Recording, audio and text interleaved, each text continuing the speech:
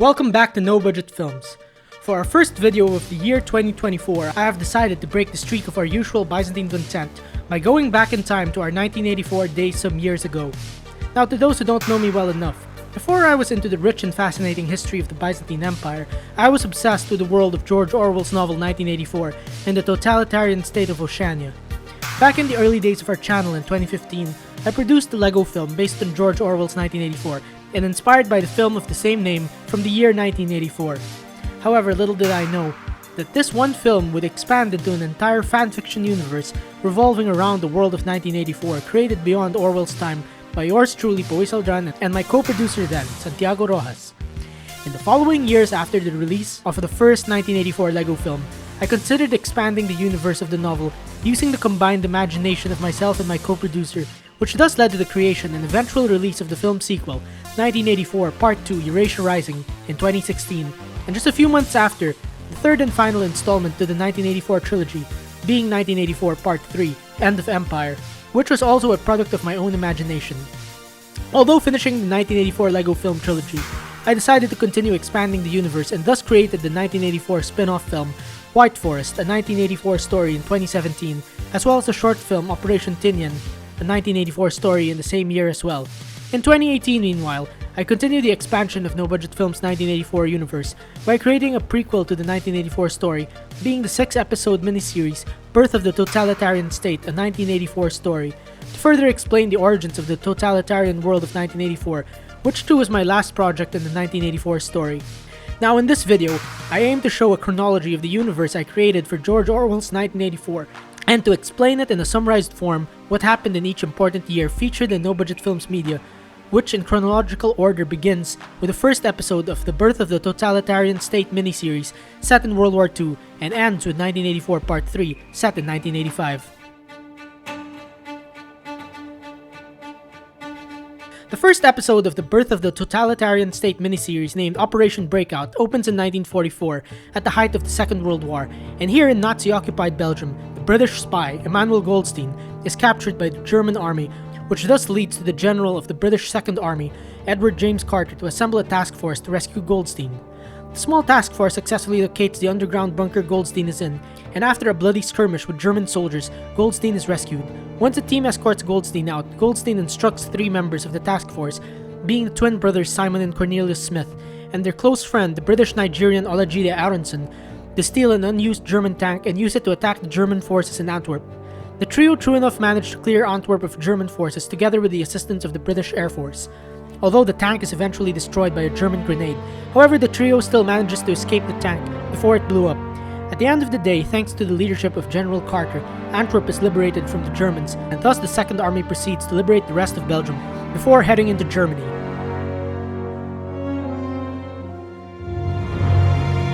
The second episode of Birth of the Totalitarian State, Aftermath of the War, takes place in 1945, and here the Germans are now losing the war, whereas the British Second Army, commanded by General Carter, now makes its way east. But before making their way into Germany, they must battle a sizable German force at a bridge over the Rhine River. Although the Second Army here, assisted by American forces, clear the bridge of German forces and thus win the battle, 2 Nazi officers from this battle escape by boat to an island off the coast of Norway. When Carter discovers from a document that these officers headed to Norway, he then sends the same trio, being the Smith brothers and Aronson there, to hunt them down, which was true enough to scheming Carter's plan to eliminate them and gain the glory for himself. When reaching the said Norwegian island, the trio locates and kills the 2 Nazi officers, but later discover that they are stranded there with no way out. Meanwhile, as the young men are stranded in the island, victory celebrations take place in London, considering that the war had already ended, wherein Carter is celebrated as a war hero, just as he so wished. The trio is eventually rescued from the island by Goldstein, and thus while Aronson and Cornelius return to Britain, Cornelius' twin brother Simon heads to France to reunite with his French wife Estelle. Although when in her house, his PTSD gets in the way, leading to Simon breaking objects but eventually stops when his wife tells him that they now have a son, who Simon names Winston, after Britain's Prime Minister. Simon thus decides to relocate with his new family back to Colchester, his home city in Britain. Back in London, Carter attends a meeting with the British Parliament, wherein the Prime Minister Winston Churchill announces that his term is coming to an end, which thus gives Carter the motivation to join Parliament, all while the young Aronson, who is hungry for power, accepts Carter's offer to work for him.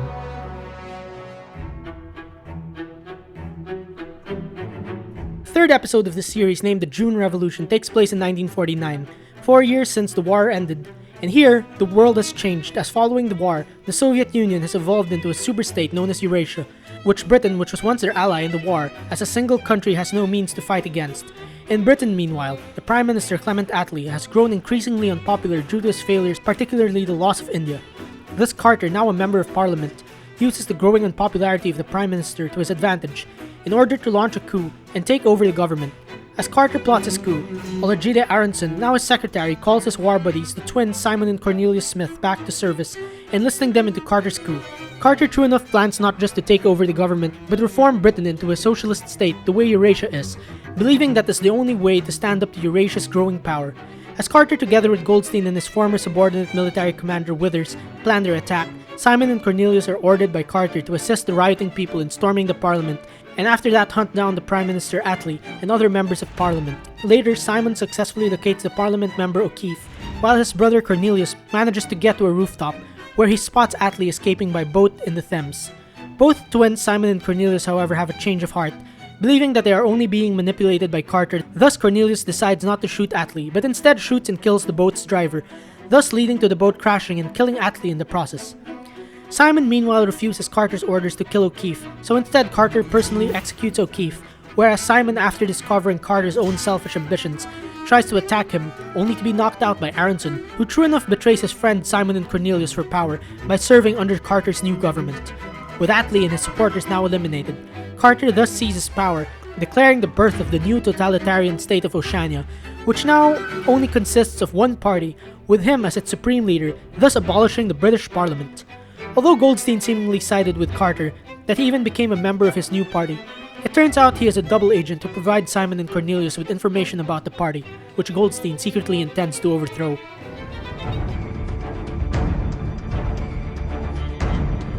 In the fourth episode, Cold War, it is now 1952, and here Britain has fully transformed into the totalitarian state of Oceania, wherein its supreme leader Edward James Carter rules supreme, all while Oceania in just 3 years had also expanded in territory now that most of Europe joined it. Carter too has managed to capture and imprison the President of the United States in order to reveal America's nuclear launch codes to Oceania, who intends to use it against Eurasia.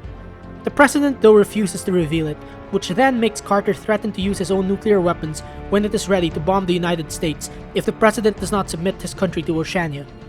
Meanwhile, as the Oceanians test their new nuclear weapons, it ends in failure as apparently Goldstein, as a spy, altered the codes and sent the existing one to the Eurasians. Due to the failure of the Oceanians to test their nuclear weapons, Aronson, now a Supreme Leader Carter's right-hand man, demands the President of the United States to give his launch codes to Oceania, but as the President refuses, Aronson tortures him to death by filling his prison cell with poisonous gas. During a meeting with the heads of the Oceanian party, Carter is furious at the failure of nuclear weapons launch, and thus he suspects that Goldstein, who has suspiciously been keeping old world artifacts which Carter ordered destroyed, is the spy. Goldstein eventually reveals he leaked the codes to the Eurasians, as he does not agree with Carter's new system of government, which he wants to destroy. Though before Carter's guards execute Goldstein,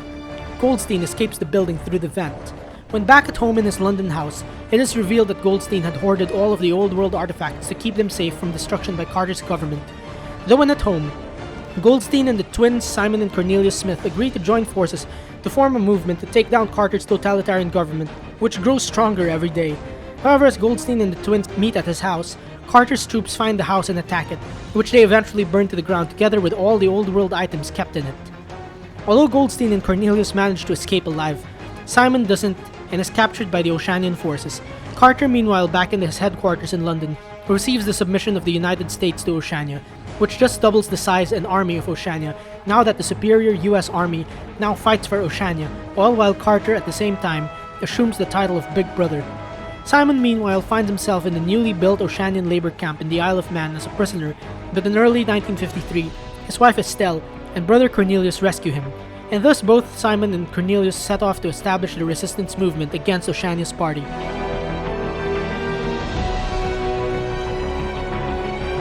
In the fifth episode, The New Resistance, it is now 1955, and the Oceanian superstate further grew now that Oceanian troops under the command of General Withers had conquered all of South America. However, over in an isolated castle in Scotland, Goldstein's resistance, known as the Brotherhood, is beginning to form now that they have new members aside from the twins Simon and Cornelius Smith. These new members from around the world are thus willing to join the Brotherhood to fight the rise of totalitarianism, and among them is Simon's old rival from World War II, Frederick Clovis, from the French resistance, who now makes peace with Simon now that they have a common enemy in Oceania. Meanwhile, the Brotherhood agent Modi, after failing to spy on Carter and his plans, is captured and tortured by the Oceanians in order to reveal the location of the Brotherhood's hideout, in which Modi reveals a false location, leading to his family being killed by the Oceanians under the savage Aronson's orders. Goldstein, on the other hand, concludes an alliance with the Eurasian superstate's army, whereas Carter, in the meantime, orders the execution of several prisoners from South America, in which most are priests, to show that Oceania is now hunting all those who profess a certain faith. Meanwhile, as the Brotherhood assembles, Carter begins growing worried over his sidekick Aronson's obsession to hunt down the Brotherhood and his former friends turned enemies, the Smith brothers, as the Oceanian state true enough has bigger things to put their attention to. Carter thus threatens to remove Aronson's power, but instead suffers a stroke and collapses, thus leaving Aronson now in charge of the Oceanian state. Simon, on the other hand, when returning home to his hometown of Colchester, falls out with his wife Estelle, who is concerned about her husband always being away, especially now that they have 2 children. Simon, however, at the end chooses to leave his family and dedicate his life to fight for the Brotherhood. With Carter now disabled and in a coma, Aronson now in charge, thus orders General Withers to assemble the army and find the Brotherhood, all while the Brotherhood's agents simultaneously depart Scotland for another hideout in Andorra to hide the old world artifacts they have been protecting.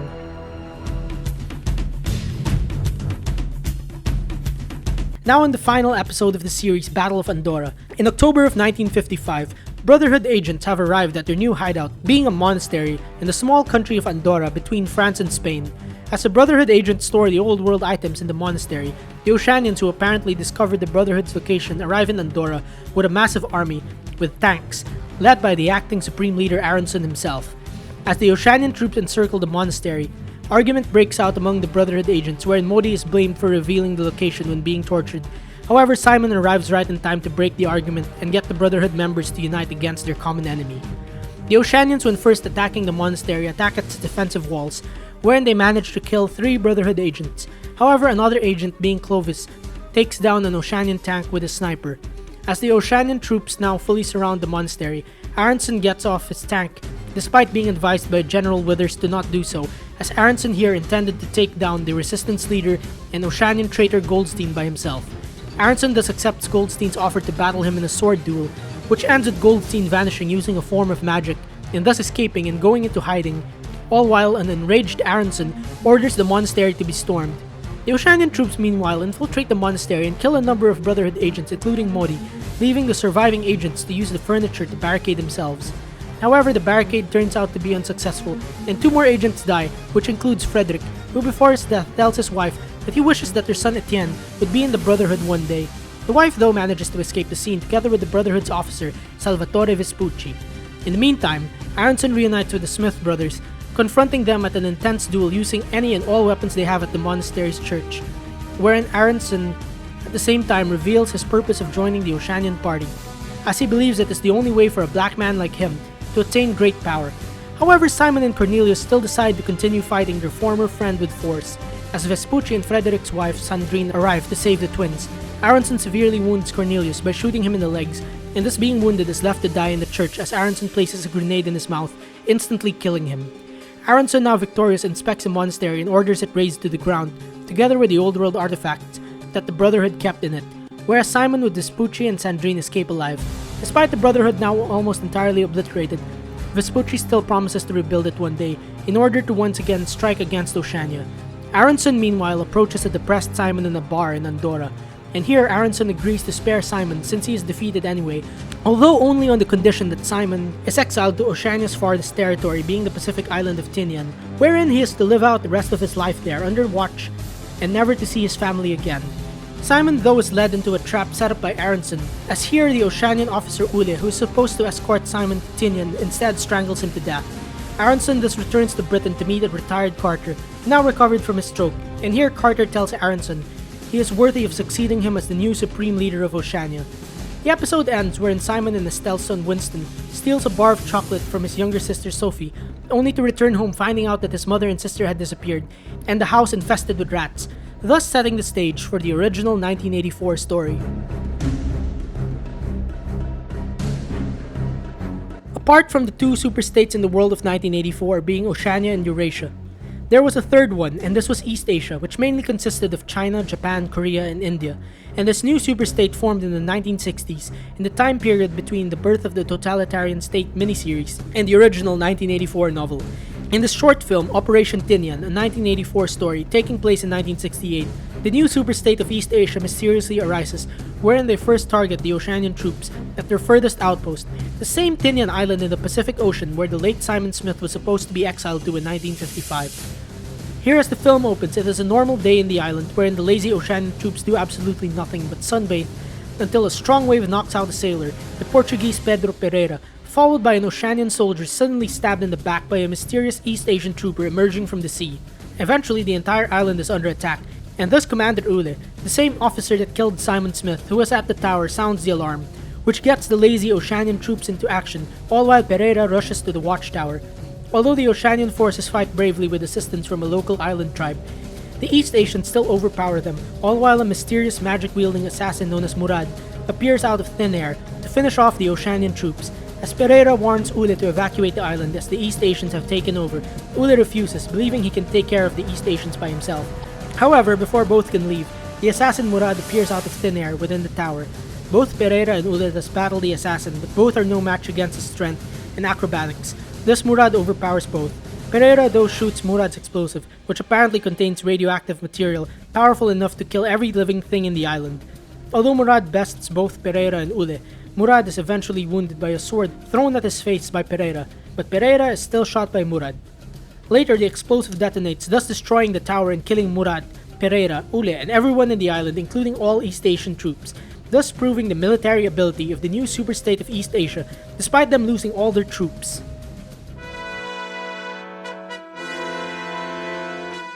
Now this is the classic 1984 of George Orwell in Lego form, more or less fully faithful to the actual novel. You'll see why or why not as we progress. The Lego film 1984 opens, as you guessed it, in the year 1984, and here people all attend a forced session to express hate on Oceania's party's primary enemy, yes, Emmanuel Goldstein, who by this point is still in hiding. The Lego film's opening scene true enough uses existing footage from the already made 1984 film from 1984, showing the 2 minutes of hate session from the original film, as well as the real-life image of Big Brother. The film thus forwards to its lead character Winston Smith, the son of Simon Smith, who is a news editor for the Oceanian government's Ministry of Truth, whose work is to turn the truth into lies for the public.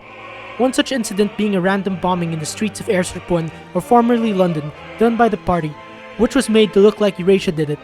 As a news editor and thus having access to the actual truth, Winston secretly inside longs for a world free from the rule of Big Brother and Oceania's party. Therefore, a free world where people have freedom of thought, an idea his colleagues at work, namely his boss James O'Brien and co-worker Ben Syme, share with him. Meanwhile, a younger woman, who he finds suspicious due to her seemingly strong devotion to the party, frequently stalks Winston. Sometime later, this woman apparently trips on purpose in the hallway to give Winston a letter, which is revealed to express her love for him, which thus gives him a moment of positivity. During the public execution of an East Asian war criminal, as Winston looks nowhere else but at the execution, this woman apparently grabs his hand.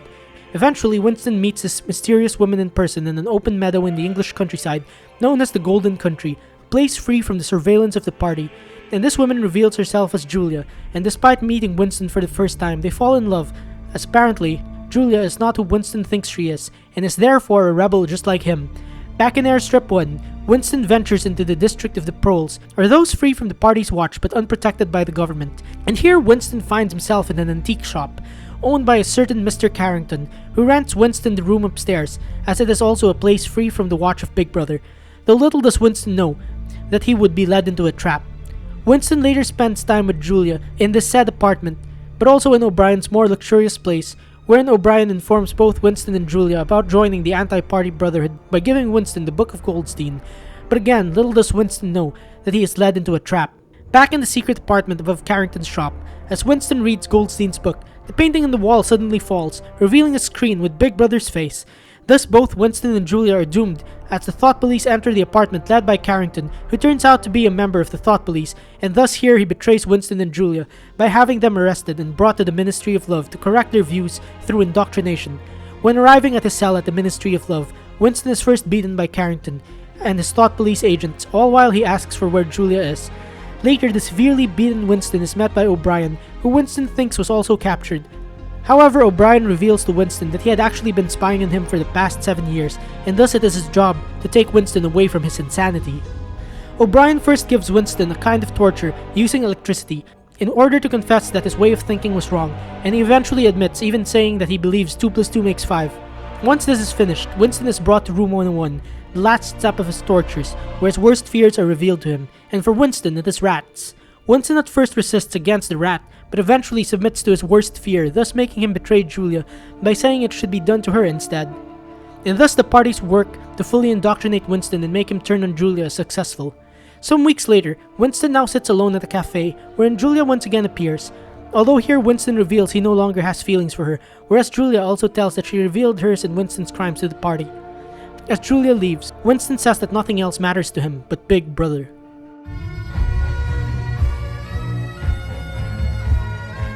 Part 2 of 1984 now is a fan-fiction sequel to Orwell's original novel, with its story mostly made up by us in no-budget films. The second installment to the 1984 trilogy takes place in the following year, 1985, and as the film opens, the Ministry of Peace in Airstrip 1 is mysteriously bombed. Although the Eurasian army was behind the bombing of the ministry, the Oceanian party blames the mysterious anti-party Brotherhood for doing it, to further spread propaganda against the Brotherhood. Meanwhile, James O'Brien from the inner party has been captured by the Eurasians and thus has gone missing. Again, the party blames the Brotherhood for it. Winston Smith, in the meantime, has now been promoted to the inner party and takes O'Brien's place at the meeting with Oceania's Supreme Leader, who happens to be a now older Olajide Aronson, who since Supreme Leader Carter's death in 1973 succeeded him as Supreme Leader. Aronson, however, proves to be an incompetent leader who has done nothing in stopping the rise of the Brotherhood and the attacks of Eurasia. Thus, Winston takes it upon himself to wipe out the Brotherhood, all while the head of the Ministry of Peace, General Franz von Basten, makes it his goal to lead an invasion on Eurasian territory and capture their main base at Minsk, which the Oceanians had just gotten information about.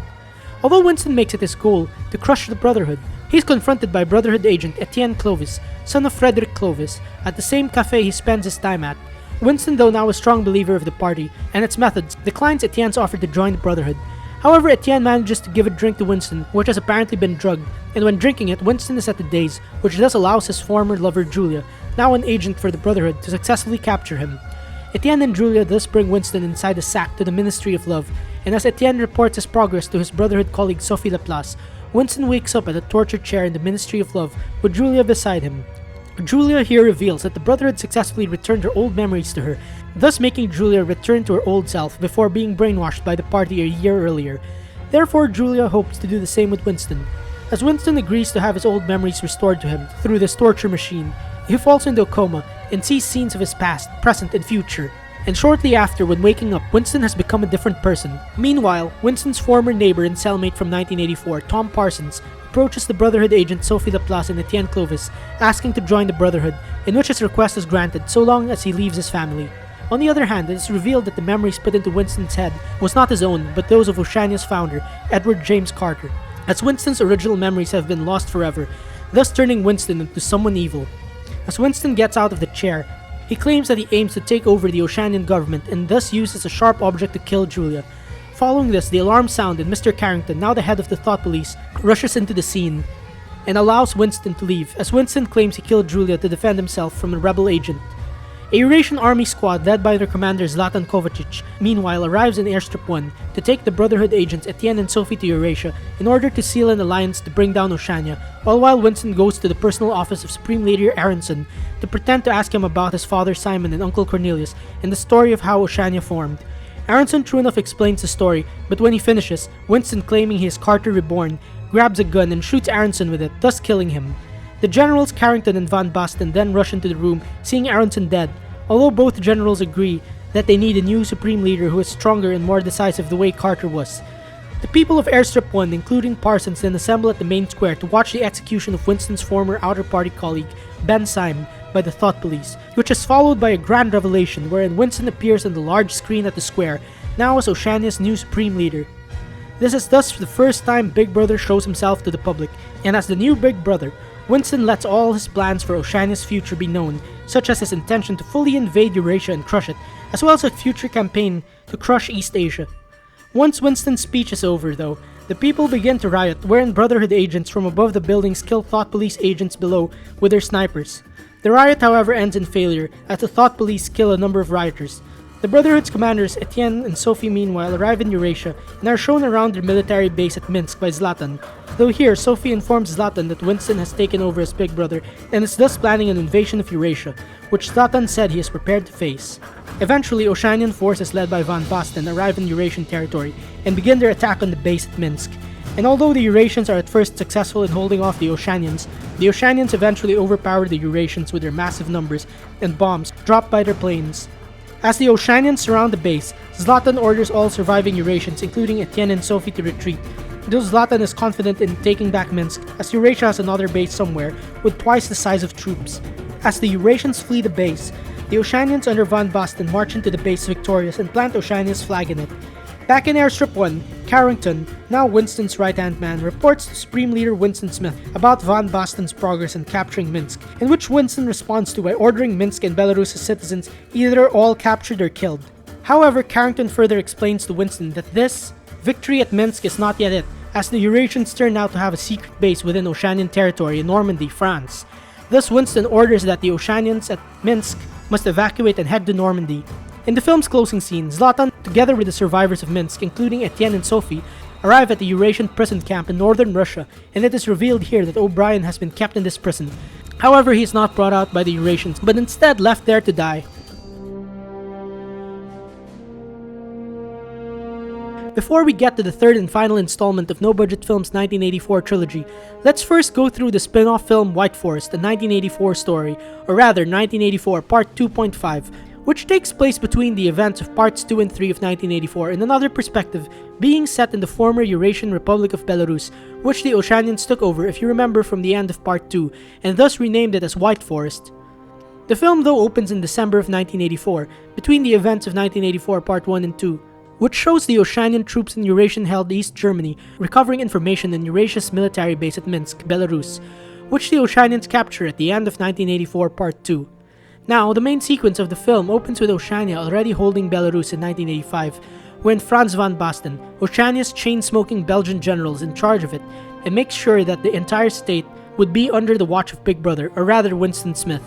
Although von Basten plans to further expand Oceanian territory by marching into Russia, as well as to locate Eurasia's rumored secret base, he still has to consolidate the party's rule over Whiteforest, especially since he hears rumors of an anti-Oceanian resistance building up in Minsk. Thus he tasks his subordinate, the Spanish-speaking officer Chavo Guerrero, to investigate it. As for Commander Guerrero, he has already found his target, the factory worker Alexei Zaleski, who he suspects is linked to the said resistance in Minsk. After a day at work, Zaleski true enough meets his friends at the said resistance base in Minsk, which is just an old house, and on the way to the house, Oceanian troops are already monitoring and brutalizing Minsk citizens. When in that house, Zaleski's best friend, the boxer Alexandrov, convinces him to join the Rushnik resistance movement led by the house's owner, the one-eyed Dmitry Petrushevich, a former Eurasian army officer, who also convinces Zaleski to join. Zaleski meanwhile considers joining in order to liberate Belarus from Oceania, as he believes he might lose his job because of them. However, the elite Winter Battalion soon enough locates the house, and when hearing them approach, Dmitry and his fellow resistance fighters hide, and so does Zaleski and Alexandrov. After Dmitry's bodyguard Sung carelessly knocks down an Oceanian soldier, the troops savagely fire at the house, hoping to kill their targets, though eventually they find Zaleski hiding in a closet, and thus take him away for questioning. With Zaleski taken, Alexandrov interrogates the soldier left behind, who however says nothing and is thus executed by Dmitry. As von Basten meanwhile reports their progress to Winston in Airstrip 1, Zaleski is brought to the base torture chamber and is tortured by the Oceanian officers Guerrero and Malaga, who continuously asks him about his involvement in the resistance, though Zaleski continuously resists and says he knows nothing no matter how intense they torture him, that they even use poisonous gas against him. Von Basten meanwhile comes to interrogate Zaleski, and despite Zaleski still showing defiance, von Basten injects truth serum in him, which then makes Zaleski reveal that Dmitry Petrushevich is behind the resistance and thus knows Eurasia's military secrets. In the meantime, Guerrero reports to von Basten that riots against Oceanian rule break out across Belarus, or rather Whiteforest. Thus von Basten orders his legions to quell the rioting in Minsk and the rest of Belarus to be bombed, all while ordering Guerrero and Malaga to continue torturing Zaleski, which they do. In the meantime, as the people of Minsk riot in the streets, violence breaks out, when local citizens begin targeting at Oceanian troops, killing a number of them, which then leads to the Oceanian troops to brutally put down the rioting, wherein Commander Guerrero even orders a school with children inside burned. At the end, the Oceanian troops overpower the riot, and thus round up the rioters, including Alexandrov, who was ordered by Dmitri to be arrested so he could get to Zaleski, all while Dmitri and his bodyguards Mehmet and Sung rush to the base to liberate Zaleski as well. With the rioters rounded up, von Basten orders half of them executed, and the rest arrested and brought to the base, which includes Alexandrov, who then coincidentally is locked up in the same cell as Zaleski. Alexandrov, when in prison, informs Zaleski that he is to be rescued, and soon enough Mehmet breaks open the wall with a grenade, and thus escorting Zaleski and Alexandrov to Dmitri, who is waiting above ground at the base, which Dmitri is very familiar with, considering he worked there before. Dmitri then instructs Zaleski to climb up the signal tower and send the Eurasian army a message to reinforce Minsk with troops from their secret base, all while he also points out the way to the secret escape route in the base, which leads straight into the woods. However, as the 5 rebels are about to escape the base at the dead of night, the alarm sounds and thus Oceanian troops rush out to surround the rebels at all sides. Although von Basten tries to negotiate with Dmitri, he is shot in the hand by Mehmet, thus beginning an all-out battle between the outnumbered rebels and the Oceanian troops. As Zaleski climbs the signal tower to send a message, Dmitri and von Basten battle each other with swords, all while Sung fights off the Oceanian troops bravely, but is killed by a rocket launcher. Alexandrov and Mehmet too bravely fight the Oceanian troops, although Mehmet is killed in action as well, whereas Dmitri eventually loses to von Basten, who mortally wounds Dmitri. When down, Dmitri reveals to von Basten that the Eurasian secret base is at Normandy, within Oceanian territory, and thus when getting the information, von Basten kills Dmitri with his gun. Zaleski, although sending the message, is shot by an Oceanian soldier and thus falls off the tower but still survives. Thus he and Alexandrov and the only survivors plot their way out, but at the end are still surrounded by Oceanian troops. Although Zaleski manages to escape the base, Alexandrov is cornered and shot multiple times to death, thus leaving Zaleski all alone, but at least spared by von Basten, who now no longer bothers to harm him, as he is now useless, with all his allies gone. With the battle done, it is revealed that the Oceanian troops have massacred up to 30,000 rioters, including Dmitri, Alexandrov, Mehmet and Sung, as von Basten burns the corpses of the people the Oceanians killed. Guerrero informs him that the Eurasians true enough have a base in Normandy, and that their prisoner James O'Brien is at the prison camp in northern Russia. Von Basten thus orders Guerrero to pack up the troops and head to Normandy at once and wipe out the Eurasians there, whereas Malaga and the Winter Battalion is ordered to rescue O'Brien in northern Russia.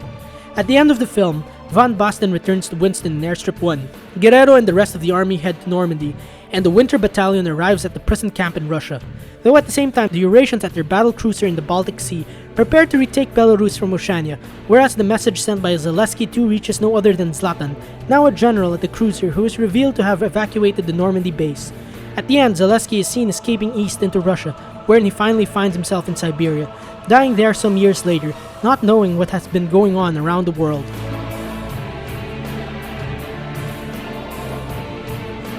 As the third and final installment to the 1984 trilogy opens, later in 1985, as the Oceanian troops from Minsk led by Commander Chavo Guerrero arrive at Eurasia's secret base in Cherbourg, Normandy, they find it totally deserted, as Eurasian troops had already pulled out. Guerrero then orders his troops to leave. However, one of his soldiers, being the young Eric Larson, leaves the base without orders, and thus Guerrero attempts to shoot him, though moments later a Eurasian aircraft flies above the base and drops a bomb, killing all Oceanian troops there, including Guerrero, all while Larson manages to escape alive. The film then shifts back to Eurasia's base at Minsk, which the Eurasians recently just took back, and as both Brotherhood agents Etienne and Sophie reunite with Zlatan at Minsk, Zlatan reveals that he has been authorized to lead Eurasia's offensive on Oceania. Zlatan too tasks Etienne and Sophie to return to Oceania and free the Brotherhood agents captured by the party, all while Zlatan and his army will follow to Britain. Back in Big Brother's headquarters at Airstrip 1, the same Eric Larson who survived the bombing in Normandy reports to Winston, who is now the supreme leader on the disaster at Normandy. Meanwhile, James O'Brien, who had just been rescued by Oceanian forces, reunites with Winston and tells Winston that Sophie Laplace is his sister, and that O'Brien plans to capture both her and Etienne to brainwash them to serve the party, the same way O'Brien did with Winston before. Winston, though, when hearing plans of Eurasia's invasion, orders all ministries of Oceania, except for the Ministry of Peace, to shut down. Sophie, meanwhile, who is in Paris, receives a vision wherein no other than the old Emmanuel Goldstein speaks to her despite him not physically present, and here, he tells her that she has chosen to fight for Oceania's freedom, considering that her brother Winston failed to do so. However, as Goldstein's presence vanishes, the Winter Battalion of Oceania arrives and captures Sophie. In the meantime, as the Eurasian invasion led by Zlatan arrives in Britain, Winston over in Airstrip 1, being furious at Von Basten for the Normandy disaster, fires Von Basten from command, but will consider reinstating him if Von Basten brings to Winston both Etienne and Sophie alive. Following this, Von Basten is ambushed by Brotherhood agents, who he defeats and true enough captures Etienne alive, who he personally tortures, all while Sophie, after being captured, is interrogated by O'Brien. Although O'Brien tries to brainwash Sophie, his attempt fails as Sophie breaks free, and with the assistance of incoming Brotherhood agents, including Parsons, O'Brien together with the Winter Battalion are killed when Sophie shoots an explosive barrel next to him. Sophie then sets off to free Etienne, who is tortured by Von Basten, and with Sophie's gun pointed to his head, Von Basten considers defecting to the rebels and their Eurasian allies due to being fired from command by Winston.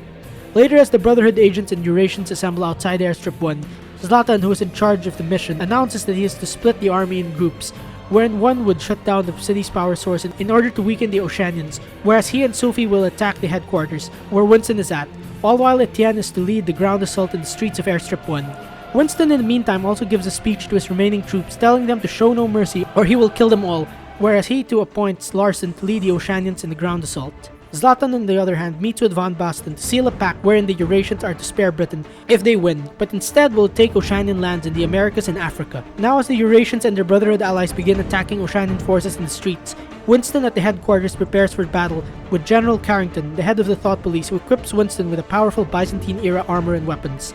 The task force of Zlatan and Sophie in the meantime arrive at the headquarters wherein Zlatan admits he is in love with Sophie, while Winston prepares for battle, considering that he has extra protection as East Asia sent him magic fighting troops. Sophie, Zlatan, and the Eurasians and Brotherhood troops thus confront Winston, and when they fire at Winston, his armor deflects both bullets and flames targeted at him. And although the two East Asian troopers decimate the Brotherhood and Eurasian troops, Sophie kills both East Asians and challenges her brother Winston to a duel. As the rest of the Eurasians and Brotherhood led by Etienne battle the Oceanians at the streets, Winston and Sophie are engaged in an intense duel with no side gaining the upper hand. Over in the streets, the Eurasians and Brotherhood have gained the upper hand, wherein the Oceanian commander Larsen is true enough even killed, while back in the headquarters, Sophie manages to injure Winston in the head, but he shortly after overpowers her and removes his armor. In the streets, meanwhile, the Eurasians and Brotherhood are surrounded again, but are freed when Von Basten, now having defected, orders an airstrike on the Oceanian troops, thus allowing Etienne to advance to the headquarters. In the meantime, an enraged Zlatan shoots Winston in the stomach but is forced to accept the duel with the surprisingly strong General Carrington, who later severely wounds Zlatan by slamming a piece of concrete on his face and stabbing him in the stomach with a sword pulled out from his cane. Though Zlatan still fights back by shooting Carrington in the head, thus killing him. As Zlatan dies from his wounds, the wounded Carrington crawls all while Etienne and Von Basten enter the headquarters together with Zlatan's sidekick Gusev, who further injures Winston by shooting him and slamming him to the ground. Winston thus removes Carter's memories implanted on his brain, using his bare hands, but due to losing so much blood in the process, he dies. However, before death, he repents for his evil doings and wishes Oceania to be free from the party. As the film ends, Von Basten makes a speech on how Oceania and its totalitarian party has disappeared, and has thus transformed into the Democratic Alliance of Free Western Nations, which will maintain an alliance with Eurasia, all while Von Basten has been elected as its new leader, though this does not entirely mean that totalitarianism is gone from the world. Now this is all for the summary of the entire 1984 story as covered by No Budget Films. However, despite finishing off the 1984 story of No Budget Films, we kind of continued its narrative in sequel films, such as in the film Soul Trap and Bellum Eternum, and in the one-shot Remnants of Empires. However, these films are another story altogether. Now, I know this video has been a lot for you to take in, but thank you anyway for watching, and I hope this video interested you. And please don't forget to like, comment, share, and subscribe to my channel.